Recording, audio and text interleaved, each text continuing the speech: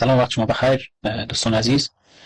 امیدوار هستم که همتون خوب و صحت سلامت باشین. امروز تاریخ 3 سپتامبر سال 2025 میلادی است و من خواستم در یک ویدیوی کوتاه، البته تقریبا کوتاه نمیشه گفت، بر صورت میخوایم دید کلی بازار را نسبت به ماه سپتامبر ارزیابی کنیم. من بپردازیم به این که ببینیم آیا مارکت در ماه سپتامبر تمایل داره که بالا بره یا هم میخواد که به اصلاح خود ادامه بده و ما در کجای سایکل قرار داریم. خب میریم به سمت چارت و شروع میکنیم با نام خداوند بی همتا. ما در چارت بیت کوین هستیم در تایم فریم روزانه. به می شکل که شما مشاهده میکنین بیت کوین آمد و یک آردر بلاک که در نواحی 107500 قرار داشت آردر بلاک را دید و دوباره به سمت بالا حرکت کرده که اگر شما از لحاظ تکنیکال و اگر دقت کنین ما به یک آردر بلاک برخورد کردیم و بعد از حرکت کردیم به سمت بالا. این حرکت تا کجا ادامه خواهد داشت؟ در مقابل از این مقاومتی که قرار داره 113000 هست، طبعا که واکنش به سمت پایین خواهد داد و ناحیه دوم 117500 که این نواحی میتونه که قیمت را دوباره به سمت پایین هدایت کنه. بنابراین اگر کسایی که قیمت را از این پایین شکار کردن نوش جانشان و فعلا در یک سود خوب قرار دارن، میتونن که سیو سود را انجام بدن و ریسک انجام بدن تا که از حرکات ناگهانی بازار بیخبر نمانند. بر صورت خب اگر کس که تکنیکال بلد بود میتونست که اینجا را شکار کنه، چون که آردر بلاک ما اینجا داریم که این آردر بلاک قطعا میتونست که قیمت را به سمت بالا حرکت بده، چون که آردر بلاک هیچ اصلا تاچ نشده و اعتباری یک بار دو بار یک بار خود 100% داره، چون آردر بلاک است که این برخلاف قوانین تکنیکالی شمرده میشه. اگر به این احترام نمیگذاشت، ریسپکت نمیکرد، میریخت به این شکل پوینتر. خب در بعضی مواقع میشه که زمان که یک خبر ناگهانی بیاید این آردر بلاک ها را میشکنونه و باز هم به شکل میشکنه که دوباره میاد سر از این کندل بسته میکنه.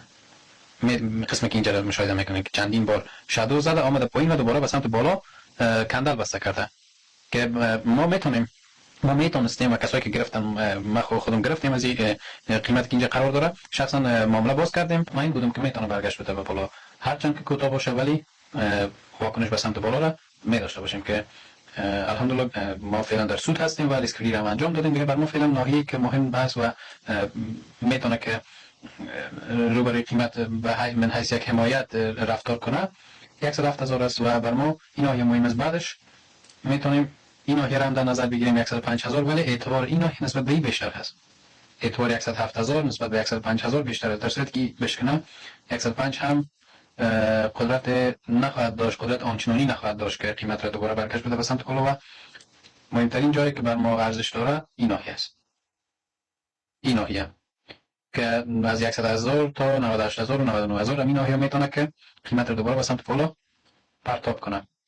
که سناریوی فعلی سناریوی ماه سپتامبر به این شکل است که یا میایه 113000 را میبینه و میایه پایین نواحی 100000 150000 رو میبینه، بعدش حرکت میکنه به سمت بالا و یا ای که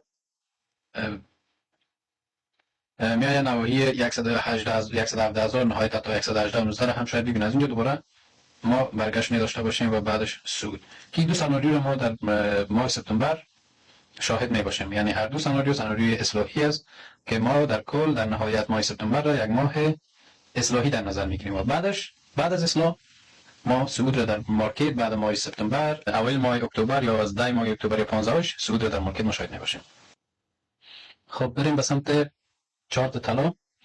بله، قسمی که شما مشاهده میکنین ما طلا را بعد از 140 روز تقریبا به سمت بالا شکستیم.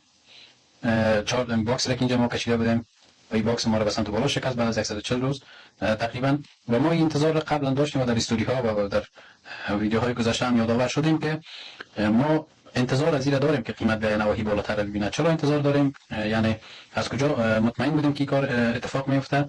و دلیل از این که ما یک باکس داشتیم و در رنج بودیم و طلا هم گفتیم که تقریبا 140 روز داخل یک باکس رنجی قرار داشت و قبلش ما یک حرکت به سمت پایین داشتیم و هر زمانی که به این شکل حرکت می داشته باشیم یا به سمت بالا یا به سمت پایین، برعکس از او ما یک حرکت را به اون اندازه به اون مقیاس ما در نظر میگیریم که قیمت میتونه بعد از شکستاندن باکس حرکت عکس از اون داشته باشه. مثلا اینجا ما نزول داشتیم، بعد از شکستن باکس به این میقیاس به سمت بالا حرکت کرد که نواحیش هم مشخص کرده بودیم. ناحیه 3548 و 3586 نواحی بود که ما در نظر داشتیم و انتظار از این داشتیم که قیمت بیاید و چه وقت وارد معامله شده بودیم زمانی که این طلا در 315 ما تارگت ما آردر ما بود که آردر خود را گذاشته بودیم. دلیل گذاشتن آردر ما در این ناحیه این فیر ولیو گپ بزرگی را که اینجا مشاهده میکنیم بود و رسیدن به این فیر ولیو گپ را هم قبل از رسیدنش ما زمانی که 3407 گپ قیمتی را مشاهده کرد، ما انتظار داشتیم که دوباره قیمت از اونجا میتونه بیای ناحیه پایین را تاچ کنه، بعدش بیای ناحیه بالاتر که ما در 315 وارد شدیم و تارگت ما هم بود 3586 که نزدیک تارگت ما هست. آیا این حرکت ادامه دار خواهد بود و یا اینکه دوباره ما نزول در طلا مشاهده میکنیم؟ دید ما دید هفتگی است، دید ما دراز مدت هست، طولانی مدت هست، یعنی به دید سرمایه‌گذاری نگاه میکنیم و ما اسکالپ نمیکنیم. مثلا مواقع اسکالپ هم فرق میکنه، ولی در کل دید طولانی باید داشته باشیم که این ناحیه بر ما ناحیه بود که انتظار شده داشتیم. بعد از این حرکت میکنیم یا خیر باید ما نظر به اوضاع سیاسی و اقتصادی جهان تصمیم بگیریم که اگر ادامه داد بود، اگر بالای از این کندل تثبیت داد، میتونه تا 3680 هم کندل حرکت صعودی ببخشید ادامه پیدا کنه. دلیلش هم باکس است که این باکس را فعلا 50% چپر کرده، 50% بعدیش هم بعد از شکستن از این اتفاق خواهد افتاد و در صورتی که 3430 حفظ شود و به سمت پایین نشکنه، ما انتظار نواحی بالاتر هم می داشته باشیم. و دید کلی ما به طلا همین بود که تحقق یافت و بعد از این بریم به دامیننس تتر که دامیننس تتر را شما مشاهده میکنید که در تنفیم روزانه در یک مقاومت واکنش داد و بعد از حرکت به سمت پایین های حرکت ادامه دار است و یا اینکه دوباره به سمت بالا حرکت میکنه که در صورت ریزش و تثبیت پایینتر از 430 ما حرکت نزولی را انتظار یک لوی جدید از دامیننس تتر شاهد میباشیم که حرکت منجر به صعود آلتکوین ها خواهد شد. اما در صورتی که قادر به شکستن از این ناحیه نشه، دوباره ما میریم و نواحی بالاتر میبینیم. چه وقت خطرناک میشه با آلتکوین زمانی که 570 بشکنه به سمت بالا. اما تا که 580 نشکسته، ما انتظار رسیدن به نواحی پایینتر را داریم.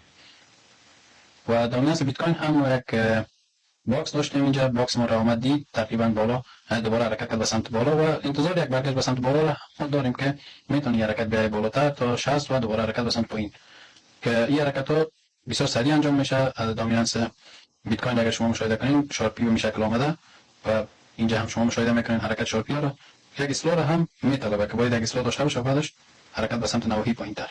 دوستایی بود دید ما نسبت به ماه سپتامبر که ماه سپتامبر تقریبا یک ماه اصلاحی است و ما در این ماه اصلاح در مارکت شاهد می باشیم و بعد از ماه سپتامبر که اکتبر و نوامبر و دسامبر هست، ما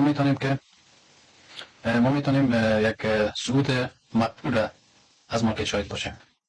وقت شما رو نمیگیرم، شب و روز خوش داشته باشین. خدا نگهدار شما.